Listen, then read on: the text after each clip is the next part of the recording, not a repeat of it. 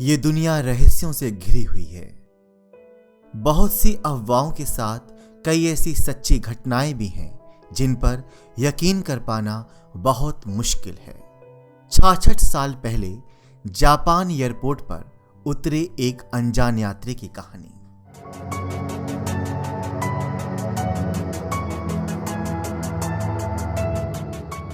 दोस्तों नमस्कार। आज हम आपके लिए लाए हैं एक सच्ची अनजान यात्री की रहस्यमयी कहानी। बहुत सी अफवाहों के साथ कई ऐसी सच्ची घटनाएं भी हैं जिन पर यकीन कर पाना वाकई बहुत मुश्किल है। करीब 66 साल पहले जापान एयरपोर्ट पर उतरे एक अनजान यात्री की कहानी भी कुछ इसी तरह रहस्यमयी है। 1954 में टोक्यो के हैनेडा एयरपोर्ट पर एक यात्री उतरता है। हम बात कर रहे हैं सन 1954 की। अन्य यात्रियों की तरह वो भी चेक आउट काउंटर की तरफ बढ़ता है। उसका पासपोर्ट वेरिफिकेशन के लिए जाता है। यहां तक सब सामान्य था, लेकिन यही बात तब असामान्य हो जाती है जब पासपोर्ट चेक करने वाले की नज़र उस देश के नाम पर जाती है जहां का ये व्यक्ति निवासी है। उस देश का नाम होता है टोरेड। इस देश के बारे में वहां मौजूद किसी भी कस्टम अधिकारी ने कभी नहीं सुना था। उस अनजान यात्री से पूछताछ होती है। उसे जापान आने की वजह पूछी जाती है तो वो बताता है कि वो एक बिजनेस ट्रिप पर आया है। उसके अनुसार उसका ये देश फ्रांस और स्पेन के कहीं बीच में स्थित है। पासपोर्ट पर लगी अन्य देशों की मोहर सही थी, उस व्यक्ति के कागजात सही थे। फिर भला गलत क्या था?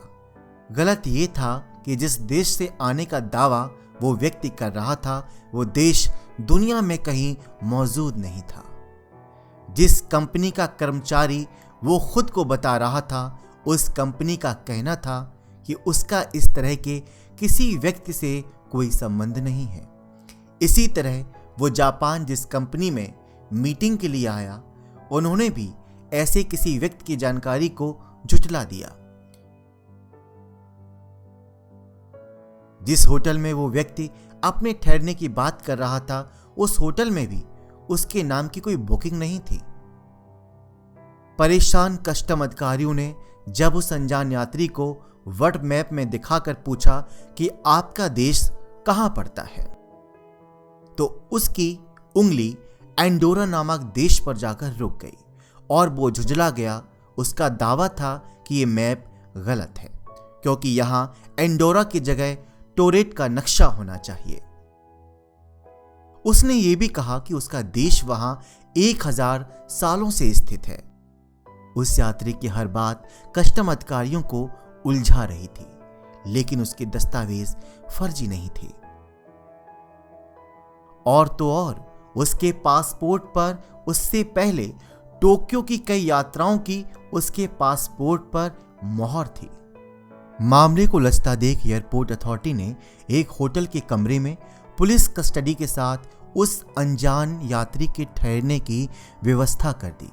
उन्हें लगा इससे उन्हें इस रहस्यमयी शख्स के बारे में गहराई से जानने का मौका मिलेगा, मगर हर किसी की आंखें फटी की फटी रह गईं जब उन्होंने देखा कि बंद कमरे में पुलिस की कस्टडी से वो व्यक्ति गायब हो जाता है। और तो और उस शख्स के जो दस्तावेज कस्टम अधिकारियों के पास थे वो भी गायब हो जाते हैं। वो शख्स कौन था, कहां से आया था और ये टोरेट देश का क्या राज था? ये सब आज 66 सालों के बाद भी एक रहस्य बना हुआ है, उतना ही बड़ा जितना कि 66 साल पहले था। कई रिपोर्ट्स में ये बात भी कही गई कि वो शख्स टाइम ट्रैवलर था जो गलती से इस समय में आ गया। उसके बारे में कई लोगों ने अलग अलग तरह से जांच की, लेकिन कोई भी रिपोर्ट अपने अंतिम पड़ाव पर नहीं पहुंच पाई।